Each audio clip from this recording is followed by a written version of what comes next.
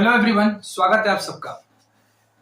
कल के हमने क्लास में डिस्कस किया था पीरियोडिक मोशन के बारे में कि पीरियोडिक मोशन क्या होता है। अगर आपने वो छोटा सा लेक्चर नहीं देखा है तो जाके आप उसे देख सकते हैं। सबसे पहले तो हम अपने पिछले क्लासेस को ही कंटिन्यू करके यहाँ समझने की कोशिश कर रहे हैं कि हम यहाँ पे बात कर रहे थे पीरियोडिक मोशन के बारे में बात कर रहे थे कि पीरियोडिक मोशन क्या होता है। तो मैंने आपको बताया था कि पीरियोडिक मोशन उस मोशन को कहते हैं जिस मोशन में क्या होता है कि जो फिक्स इंटरवल ऑफ टाइम में क्या होता है, रिपीट होता है और वो एक डेफिनेट पाथ को क्या करता है, ओबे करता है। तो उसे हम लोग क्या कहते हैं, पीरियोडिक की डेफिनेशन देते हैं। ठीक है, इसके बाद जब हम लोग पीरियोडिक के बाद को पिछले क्लासेस में जो हमने समझा था, उसके बाद जो आज हम लोग टर्म समझने वाले हैं, एक टर्म है जो कि इस चैप्टर का ही मेन है, वो है ओसिलेशंस। क्या है? ओसिलेशंस।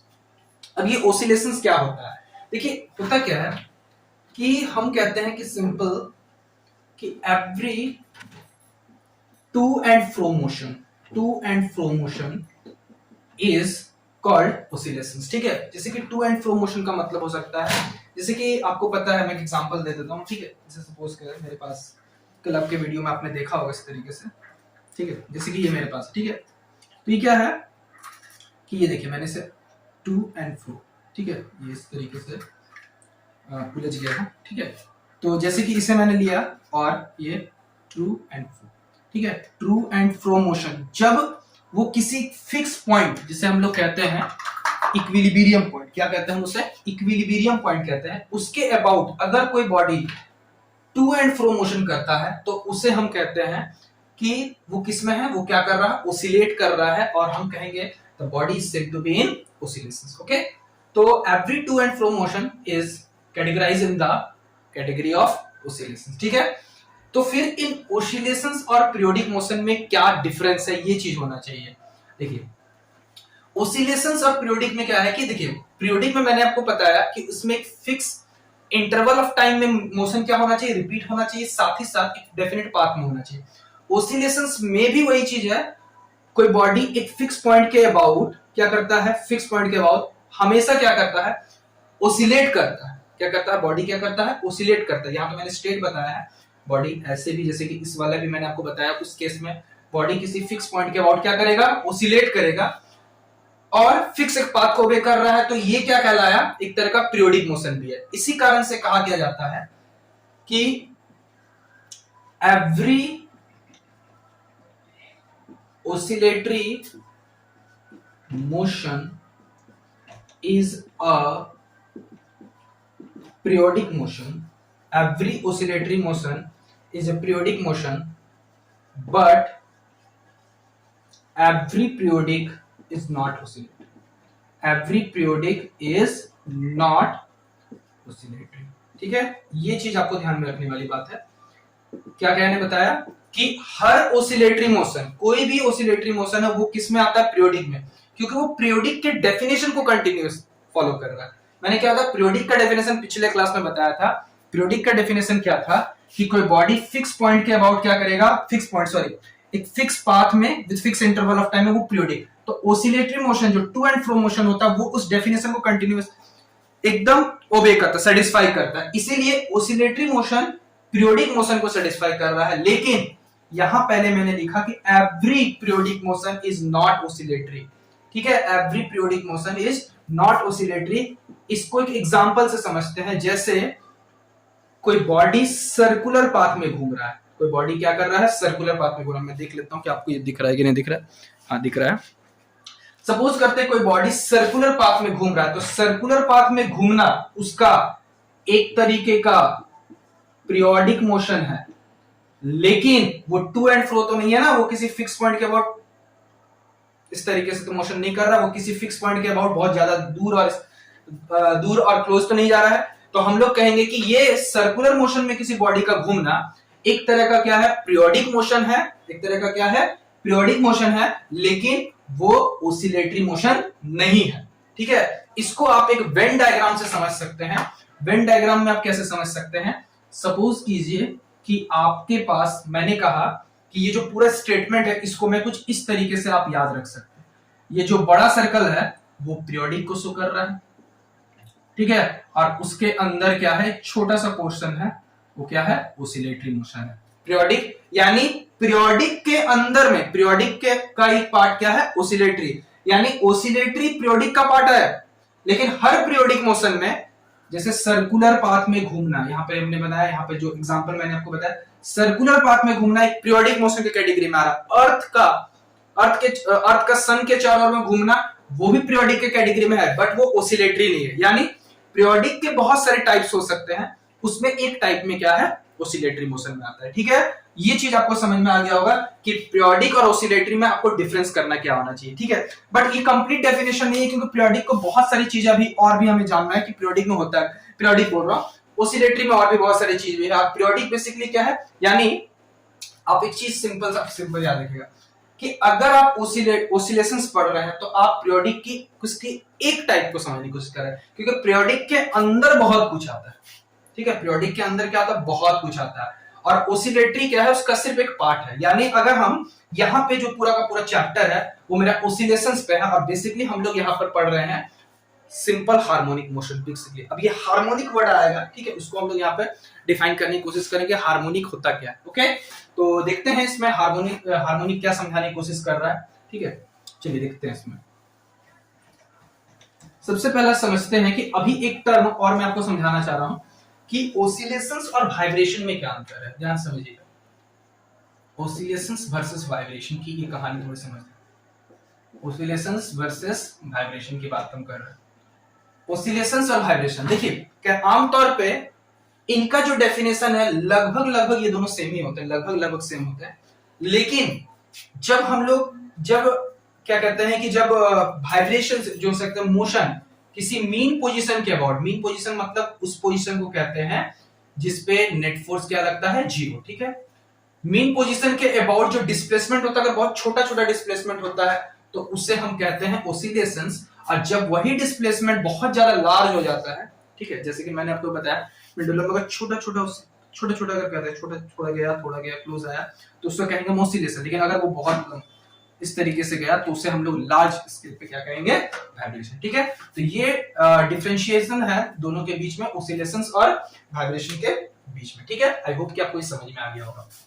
ठीक है, दूसरा जो चीज है, अभी जो हमें और भी सारी चीज समझने वाली बात है कि मैं बार बार एक चीज का रिपीट कर रहा हूं, वो है मीन पोजीशन। ध्यान से समझिएगा। सपोज कीजिए कि मैंने ये बहुत ही जेन्युइन एग्जांपल, आपने ऐसे बहुत सारे एग्जांपल देखे होंगे।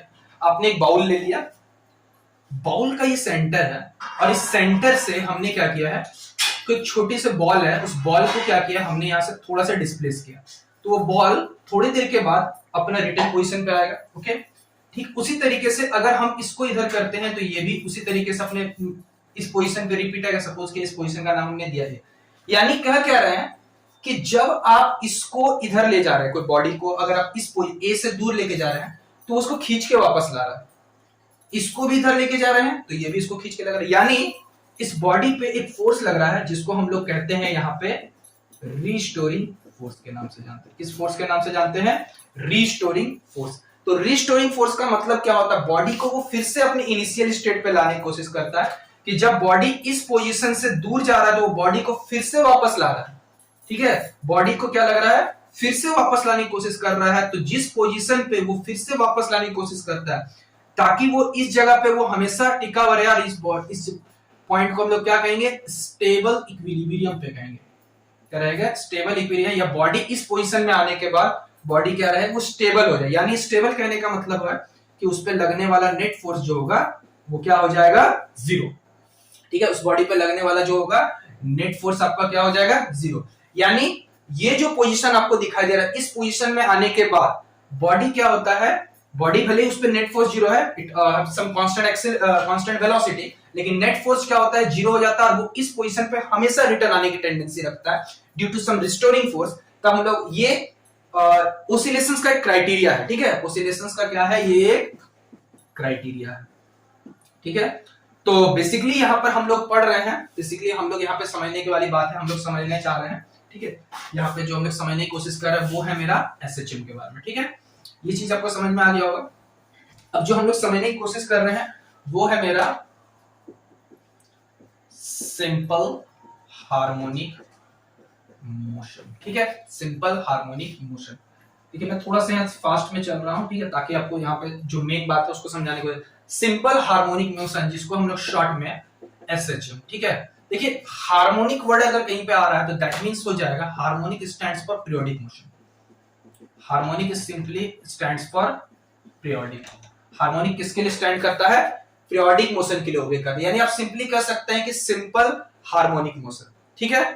तो अभी जब आप पढ़ रहे हैं ओसिलेटरी, ओसिलेटरी को मैंने क्या कहा? To and fro motion, to and fro motion. इसको हम लोग दो भागों में क्लासिफाई करके पढ़ेंगे। एक होगा लीनियर एसएचएम, ठीक है, लीनियर एसएचएम, और दूसरा एक होता है एंगुलर एचएम, ठीक है, ये एंगुलर हार्मोनिक मोशन, ठीक है। किसके बारे में पढ़ेंगे हम लोग? यहाँ ओसिलेटरी को दो भागों में समझ सकते हैं, एक लीनियर सिंपल हार्मोनिक मोशन या लीनियर हार्मोनिक मोशन, और दूसरा क्या है? एंगुलर हार्मोनिक मोशन में, ठीक है। तो ये जो बता रहे हैं, ये जो टॉपिक है सिंपल हार्मोनिक मोशन, बेसिकली क्या है? ओसिलेटरी मोशन का पार्ट है। ध्यान से देख रहे हैं आप, समझ रहे हैं? पीरियोडिक मोशन का एक पार्ट है ओसिलेटरी, पीरियोडिक मोशन का बहुत बड़ा फैमिली है, उसमें एक पार्ट है ओसिलेटरी। ओसिलेटरी में क्या कंडीशन है मैंने आपको बताया। ओसिलेटरी में क्या होगा? बॉडी एक मीन पोजीशन के अबाउट, जिस तो वो हमेशा वापस आना चाहता है रिस्टोरिंग फोर्स के कारण, उसको कहते हैं उसका मीन पोजीशन, और उस पे क्या लगेगा? एक नेट फोर्स जीरो लगेगा। वो चीज कैसे आता है वो समझाएंगे हम इस चीज को। और यहाँ पे हम लोग बात कर रहे हैं ओसिलेटरी के भी दो टाइप पढ़ेंगे, एक होगा लीनियर सिंपल हार्मोनिक मोशन, दूसरा है एंगुलर हार्मोनिक मोशन। अब ये किस तरीके से है इस चीज को समझते हैं। देखिए होता क्या है, मैंने अभी आपको बताया simple harmonic motion. Simple harmonic motion में क्या अभी मैंने बताया कि सपोज कीजिए कि कोई बॉडी है, सपोज कीजिए इस पॉइंट पे है, वो बॉडी इधर गया, ठीक है, लेकिन बॉडी इधर डिस्प्लेस हो रहा है, बॉडी इधर जा रहा है, लेकिन उस पे कंटिन्यूअसली बैकवर्ड पीछे की डायरेक्शन की ओर एक फोर्स लग रहा है, तो बॉडी को पीछे की ओर खींचने की कोशिश कर रहा होगा। धीरे धीरे बॉडी जा रही होगा, यहां तक बॉडी जा गया, ठीक है। तो ये बॉडी का एक्सट्रीम पोजीशन हो गया। उसके बाद बॉडी इधर जा रहा होगा, इधर जा रहा होगा, तब ये बॉडी तो इसको आराम से खींच रहा होगा, ठीक। उसके बाद जब इसको क्रॉस करके इधर जाने की कोशिश करता, तब ये इधर पे उस पे फोर्स लगेगा, और फिर से इधर भी इतना गया होगा, तो उस पे फिर से रिस्टोरिंग फोर्स पीछे क्यों लग रहा है। यानी कहानी क्या है कि बॉडी जिधर भी मोशन कर रहा है, बॉडी को एक फिक्स पोजीशन पे की और खींचने की कोशिश किया जा रहा है, जिस पोजीशन को हम लोग यहाँ पे क्या कह रहे हैं? मीन पोजीशन कहते हैं। तो हम लोग कैसे समझेंगे कि ये जो मोशन है ओसिलेटरी मोशन, ठीक है, वो सिंपल हार्मोनिक के क्राइटेरिया में आता है। तो सिंपल सा एक चीज याद रखिएगा कि अगर force is directly proportional, force is directly proportional to the displacement from the mean position, displacement from the mean position, तब हम लोग कहेंगे कि वो किसमें है? Simple harmonic motion. एग्जांपल के तौर पे अगर f directly proportional to, mathematically हम बोल रहे हैं f directly proportional to x है, तो हम लोग क्या कहेंगे कि इस प्रोपोर्शनलिटी को हटा के एक कांस्टेंट डाल रहे हैं माइनस की x। क्या डाल रहे हैं? माइनस की x। इस k को क्या कह रहे हैं? k को हम लोग यहाँ कह रहे हैं फोर्स कांस्टेंट। k को क्या कह रहे हैं हम लोग यहाँ पे? फोर्स कांस्टेंट के नाम से जानते हैं, ठीक है। मैं इसे देख लेता हूँ कि आपको यहाँ समझ में आ रहा है कि नहीं आ रहा है, ठीक है, यहाँ तक क्लियर है। तो एक चीज देखिए, इस k को हम लोग यहाँ क्या कह रहे हैं? k को क्या कह रहे हैं हम लोग यहाँ पे? Force constant. और माइनस साइन क्या डिनोट कर रहा है कि फोर्स और डिस्प्लेसमेंट जो है एक दूसरे के क्या है? ओपोजिट है। मतलब डिस्प्लेसमेंट जिधर है जस्ट उसके ओपोजिट होगा। ये कंडीशन है ओसिलेटरी मोशन होने के लिए। अगर ये प्लस हो जाएगा तब तो फिर ये ओसिलेशन को शो नहीं करेगा। देखिए कैसे। सबसे पहले यहां पर क्या बोला मैंने, क्या बताया कि नेगेटिव साइन क्या करता है? डिनोट्स करता है द कि force is acting opposite to displacement, opposite to displacement। Force किसके ऑपोजिट लग रहा है? डिस्प्लेसमेंट के ऑपोजिट लग रहा है। तब हम लोग कहेंगे कि फोर्स किसके ऑपोजिट? डिस्प्लेसमेंट के ऑपोजिट है, ठीक है, इस वाले सिंबल में। हालांकि यहाँ पर एक दो बात और भी आपको जानने वाली बात है। सपोज कीजिए कि जैसे f is equal to minus k x, ठीक है। जैसे यहाँ पे हम लोग देख रहे हैं, यहाँ पे ध्यान से देखिए कि अगर हम बात करते हैं f is equal to minus k x की बात करते हैं, सपोज कीजिए बॉडी यहां से यहां गया, तो इस शो कीजिए कि बॉडी इधर डिस्प्लेस हो, यानी पॉजिटिव, यानी x जब ग्रेटर देन 0 है, x जब ग्रेटर देन 0 है मतलब x पॉजिटिव है। क्या है? x क्या है? पॉजिटिव है। मतलब x पॉजिटिव तरफ गया है, तो उस केस में फोर्स आपका क्या आएगा, फोर्स आपका क्या आ रहा है, नेगेटिव।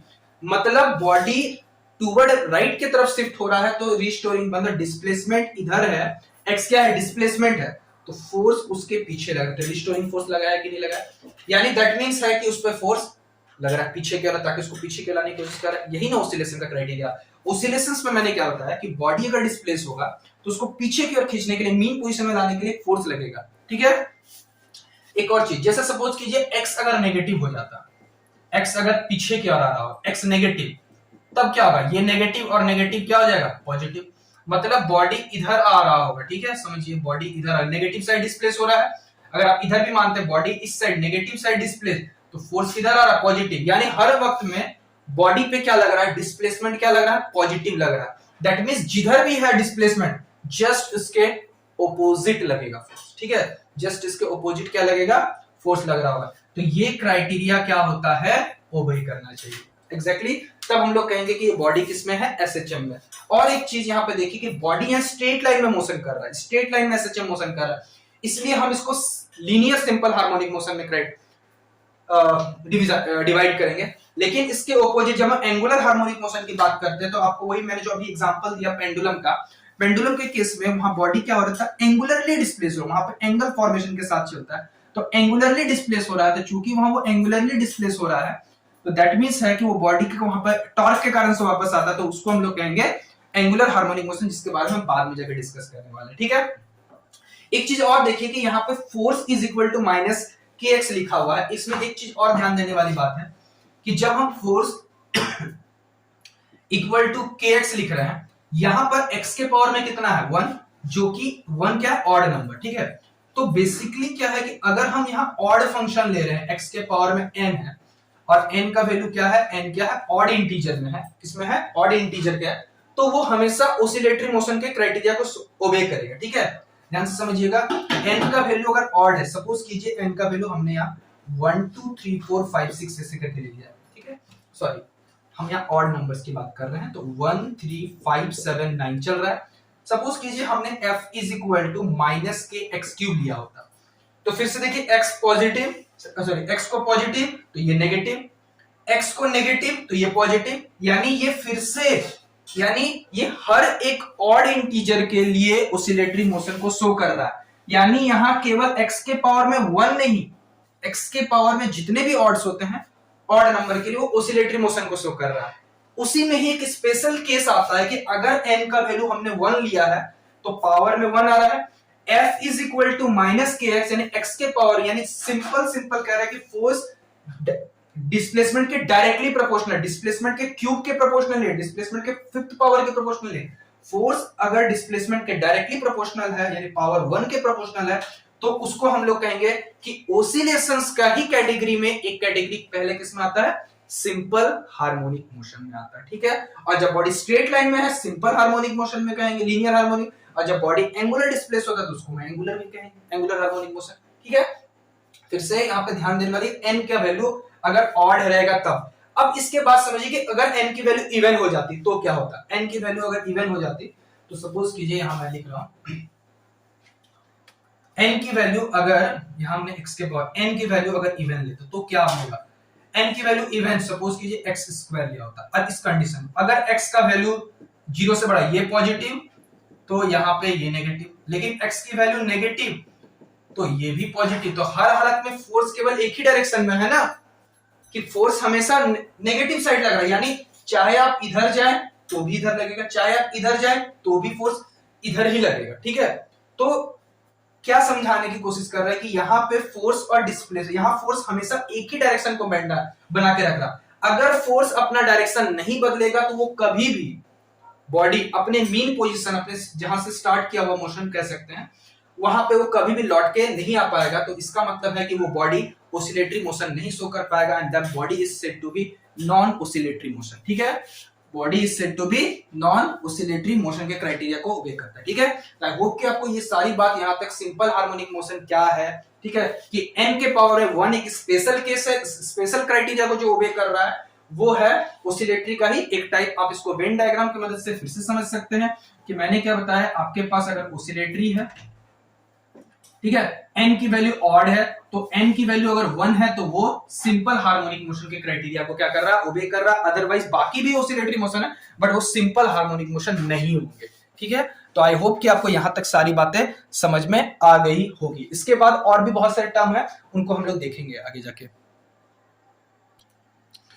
तो चलिए देखते हैं। यहां मैंने कुछ क्वेश्चंस लिखे हुए हैं। ठीक है, ये क्वेश्चन बेसिकली क्या है, एनसीईआरटी से मैंने लिए हुए हैं, इसके एक्सरसाइज के क्वेश्चन है। तो आप इसको एक बार वीडियो को पॉज करके इसे सॉल्व करने की कोशिश करेंगे कि ये बताना है आपको क्वेश्चन में कि which of the following example represent periodic motion. इसमें से कौन से, ये जो चारों एग्जांपल है इसमें से कौन सा पीरियोडिक मोशन को क्या करता है, ओबे करता है। इसमें से पहला क्वेश्चन बोला गया है, a swimmer completing one return trip from one bank of a river to the other bank and to the other end back. ठीक है, यहां पर क्या बोला गया, पहला क्वेश्चन क्या बोला, एक swimmer completing one return trip from one bank of a river to the other end back. मतलब आपसे कहा क्या गया है, एक स्विमर है रिवर बैंक से, यहां से गया है, वो यहां गया और फिर से वो रिटर्न आया। ठीक है, फिर से वो क्या है, रिटर्न आया। तो इन दैट केस में वो एक किनारे से दूसरे किनारे गया है, तो बताना है क्या वो पीरियोडिक मोशन को है। तो मैंने आपको बताया था पीरियोडिक कहलाने के दो क्राइटेरिया, एक होता है फिक्स इंटरवल ऑफ टाइम, दूसरा बताया था डेफिनिट पाथ। ठीक है, चलिए मान के चलते हैं कि वो स्विमर गया, भी पानी रिवर है, तो एक बार तो इधर जा रहा होगा, रिवर सपोज कीजिए वो वाटर फ्लो इधर हो रहा होगा, वो इधर से इधर तो गया होगा सपोज करते किसी इंटरवल टाइम, लेकिन क्या अगली बार वो उतना ही टाइम के साथ वो रिटर्न आ पाएगा, शायद नहीं, क्योंकि जितनी एनर्जी उसकी वेस्ट हुई होगी, हो सकता है कि वाटर का फ्लो जो होता है उसके डायरेक्शन को क्या करता है, डेविएट कर सकता है। आपको पता है, आपने पढ़ा होगा रिवर बोट प्रॉब्लम के बारे में, कि आपने सपोज कीजिए, मैं यहाँ उल्टा लीजिए आप इसको ऐसे, कि सपोज कीजिए आप यहाँ पे पहुंचना चाह रहे हैं, लेकिन रिवर तो आपके रिलेटिव वेलोसिटी के, आपको किसी एंगल पे जाना होता तब आप अपने डेस्टिनेशन पे पहुंच सकते हैं। तो वो गया तो इस पाथ, लेकिन क्या अगली बार उसी पॉइंट तक पहुंचने के लिए क्या उसी पाथ को ओबे करेगा, शायद नहीं। तो इसका मतलब उसने सिर्फ फिक्स इंटरवल ऑफ टाइम को रिपीट किया होगा, एक कंडीशन को ओबे किया, लेकिन डेफिनेट पाथ के कंडीशन को ओबे नहीं किया। इसलिए ये जो एग्जांपल है वो पीरियोडिक के कंडीशन को सेटिस्फाई नहीं करता है। ठीक है, इसलिए ये मोशन पीरियोडिक मोशन नहीं है। ठीक है, दूसरा है कि a freely suspended bar magnet displaced from its north and south and released. मतलब क्या कहा गया है कि कोई एक फ्रीली सस्पेंडेड बार मैग्नेट है, नॉर्थ पोल और साउथ पोल। ठीक है, उसको फ्रीली सस्पेंडेड है किसी ओके। अब क्या किया गया, इस displace from north and south, मतलब इसको हमने इस तरीके से लिया, छोड़ दिया। ये तो बिल्कुल आप ऑसिलेटरी मोशन की तरह आप देख सकते हैं, रिलीज्ड। ठीक है, रिलीज्ड। तो ये क्या है, तो आपको पता है, मैंने अभी पहले पढ़ाया हुआ है कि ऑसिलेटरी मोशन पीरियोडिक के क्राइटेरिया में आता है, ये ऑसिलेटरी मोशन करेगा। ठीक है, तो दैट मींस है कि ये पीरियोडिक के कंडीशन को भी ओबे करेगा, इसलिए ये पीरियोडिक मोशन है। अगला जो है यहाँ पे, इसको लिखना हमने छूट गया है। ठीक है, अगला जो है, the hydrogen molecule rotating about its centre of mass. मतलब क्या है कि आपके पास कोई हाइड्रोजन का मॉलिक्यूल है, ये हाइड्रोजन और ये हाइड्रोजन का मॉलिक्यूल, हाइड्रोजन ये अपने सेंटर ऑफ मास, ठीक है, सेंटर ऑफ मास के अबाउट क्या कर रहा है, रोटेट कर रहा है, सेंटर ऑफ मास के अबाउट सम एंगुलर वेलोसिटी आई से रोटेट कर रहा है। ठीक है, यहाँ पे बोला गया तो रोटेट कर रहा है, देखिए वो फिक्स इंटरवल ऑफ टाइम में रोटेट करेगा। ठीक है, दूसरा फिक्स पाथ को ओबे कर रहा है, दैट मींस दोनों ही कंडीशन फॉलो कर रहे हैं। तो हाइड्रोजन एटम भी जो है वो पीरियोडिक मोशन का, उसका जो रोटेशन है about the centre of mass is an example of a periodic motion. Okay, and the fourth one question is the arrow release from बो। ठीक है, आपने एक तीर धनुष को एरो से छोड़ा, अरे भाई उसने छोड़ा, क्या वो रिटर्न फिर से आएगा, हो सकता है बिल्कुल कभी नहीं, या फिर ऐसा कोई जादुई तीर हो सकता है जो रिटर्न आ जाए। तो ये तो किसी भी कंडीशन से पीरियोडिसिटी को ओबे नहीं करता है। ठीक है, तो ये चार एग्जांपल के थ्रू आपको समझ में आ गया होगा कि पीरियोडिक किसको कहते हैं। पीरियोडिक के लिए दो कंडीशंस ओबे करनी चाहिए, तभी जाके हम किसी को पीरियोडिक कहेंगे, with fix time and fix interval, fix path. Okay, I hope कि आपको ये चारों क्वेश्चन अच्छे से समझ में आ गए होंगे। ओके, तो चलिए देखते हैं, यहाँ पर मैंने फिर से चार क्वेश्चन लिखे हुए हैं, आपको बताना है कि इसमें से, ठीक है, क्वेश्चन को ध्यान से समझिएगा, इसमें से कौन से जो है वो एसएचएम है, चार मोशंस, और कौन से पीरियोडिक है। ठीक है, यानी अब आपको डिस्टिंग्विश करना है एसएचएम में और पीरियोडिक मोशन में डिस्टिंग्विश करना है। और क्या मैं बेसिकली आप डिस्टिंग्विश करके मुझे कमेंट सेक्शन में बता सकते हैं कि इसका आंसर क्या होना चाहिए, कौन सा एसएचएम है और कौन सा पीरियोडिक है। ठीक है, चलिए मैं बताता हूं कि आपने मैं उम्मीद करता हूं कि आप वीडियो को पॉज करके सॉल्व कर रहे होंगे, ठीक है। पहला क्वेश्चन है कि the rotation of a earth about its axis, ठीक है। अर्थ अपने एक्सिस पे रोटेट कर रहा है, ठीक है, suppose with angular velocity omega के साथ। तो ऐसे कंडीशन में अर्थ जो है वो अपने एक्सिस पे रोटेट कर रहा है, बट क्या ये टू एंड फ्रो मोशन है? नहीं है। क्या वो मीन पोजीशन के अबाउट कहीं डिस्प्लेस हुआ है? नहीं है। क्या कोई इसको रिस्टोरिंग फोर्स है, उसको फिर से पोजीशन पे ला रहा है? नहीं है। क्या कोई मीन पोजीशन है? नहीं है। बट ये फिक्स इंटरवल ऑफ टाइम और फिक्स क्राइटेरिया को सिर्फ ओबे कर रहा है। इसका मतलब ये जो है ये एक तरीके का सिर्फ पीरियोडिक मोशन है, ये एसएचएम नहीं है, ठीक है। दूसरा है the motion of A oscillatory mercury column in YouTube, ठीक है, इन यूट्यूब, वो यूट्यूब नहीं जिसमें आप अपने वीडियो मुझे देख रहे हैं, हम बात कर रहे हैं इस यूट्यूब की बात कर रहे हैं, ठीक है। ये यूट्यूब में कोई मरकरी भरा हुआ है, मरकरी कॉलम, ठीक है। मरकरी कॉलम में सपोज कीजिए इधर से मरकरी कॉलम ऊपर किसी कारण से डिस्प्लेस हुआ, फिर ये तो ये ओसिलेट कर रहा है, ठीक है। तो ध्यान से देखिए मरकरी कॉलम में जब आप ओसिलेट करते हैं मोशन को देखेंगे ध्यान से, तो वो इस फिक्स पोजीशन के अबाउट ऊपर गया, फिर नीचे आ रहा, फिर इधर भी उतना ही गया, तो वो इसको मीन पोजीशन बना के हर बार जितना ऊपर गया उतना ही फिर से रिटर्न आ रहा है। तो वो किसी फिक्स पोजीशन के बाद टू एंड फ्रो और वो फिर से रिटर्न आया, रिस्टोरिंग फोर्स लग रहा है उसके मॉलिक्यूल्स के कारण से। तो ये बिल्कुल एसएचएम के डेफिनेशन को सेटिस्फाई कर रहा है, यानी ये जो मोशन है वो सिंपल हार्मोनिक मोशन है, ओके। अगला जो है वो क्या है, motion of a ball bearing inside a smooth curve bowl when released from a point slightly above the lower most point। इसका मतलब यही है जो मैंने अभी आपको एग्जांपल बताया कि कोई बाउल है, ठीक है, क्या बोला था, motion of a ball bearing inside a smooth, कोई स्मूथ बाउल है उसके लोअर मोस्ट पॉइंट से हमने किसी को बॉल को ऊपर लेके गया, नीचे छोड़ दिया, तो ये बॉल इसी पोजीशन के अबाउट में टू एंड फ्रो मोशन कर रहा है। तो दैट मींस है कि ये जो मोशन है वो क्या है, वो क्या है, हार्मोनिक मोशन है, सिंपल हार्मोनिक मोशन को ओबे कर रहा है, ठीक है। तो अभी आपके मन में एक सवाल उठ रहा होगा कि ये सिंपल हार्मोनिक कैसे हो गया, क्योंकि यहाँ तो कोई स्ट्रेट पाथ में तो चल नहीं रहा है, इसको तो हम लीनियर हार्मोनिक मोशन मतलब, तो इससे आप इसे एंगुलर हार्मोनिक मोशन क्यों नहीं कह रहे। तो एक चीज जान लीजिए, भले ही मोशन, ठीक है, भले ही मोशन आपको एंगुलर दिख रहा होगा, ठीक है, लेकिन अगर डिस्प्लेसमेंट छोटा होता है, डिस्प्लेसमेंट अगर छोटा होता है तो वो मोशन भी आपको सिंपल हार्मोनिक लगेगा। सपोज कीजिए कि सिंपल हार्मोनिक लगेगा, इसका मतलब क्या बताया, जैसे कि कोई बॉडी है मेरे पास, सपोज यहाँ पे अगर ये थोड़ा सा डिस्प्लेस किया है तो भले ही वहां पे छोटा सा एंगल बन रहा हो, लेकिन ये बॉडी इतना छोटा डिस्प्लेस हुआ है कि अगर आप दूर से देख रहे हैं तो आपको लगेगा कि बॉडी लगभग स्ट्रेट है। तो छोटा सा डिस्प्लेसमेंट है अबाउट द मीन पोजीशन, तो जो एंगुलर हार्मोनिक मोशन भी है ना वो आपको सिंपल हार्मोनिक लगेगा, तो ये उसी का केस में आता है, ठीक है। तो इसलिए मैंने इसे सिंपल हार्मोनिक मोशन क्राइटेरिया में ना कि एंगुलर हार्मोनिक मोशन में, ठीक है।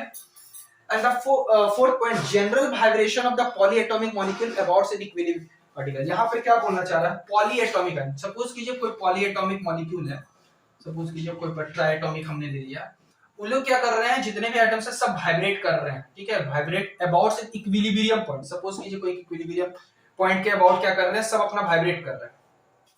तो एक चीज यहाँ पे जान के समझिए कि हर पार्टिकल, ये पार्टिकल, ये पार्टिकल, ये सब के सारे अपने इक्विलिब्रियम पॉइंट के अबाउट, अपने सेंटर के अबाउट सब एसएचएम कर रहे हैं, ठीक है।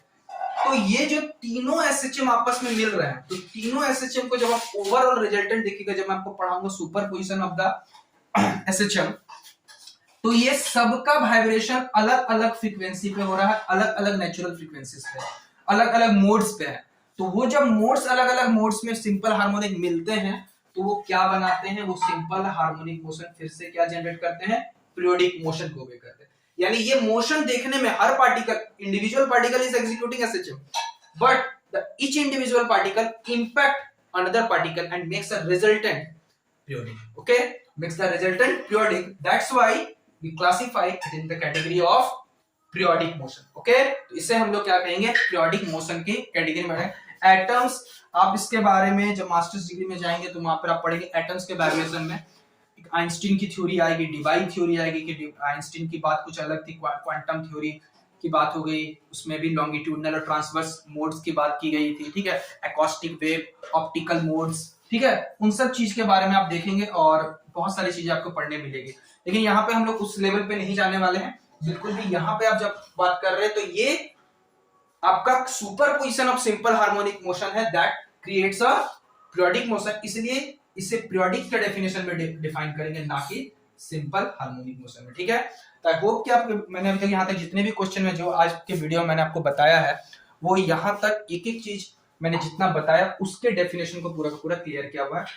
और अगर वीडियो अच्छा लगे तो वीडियो को लाइक शेयर और सब्सक्राइब करना, चैनल को सब्सक्राइब करना ना भूलें।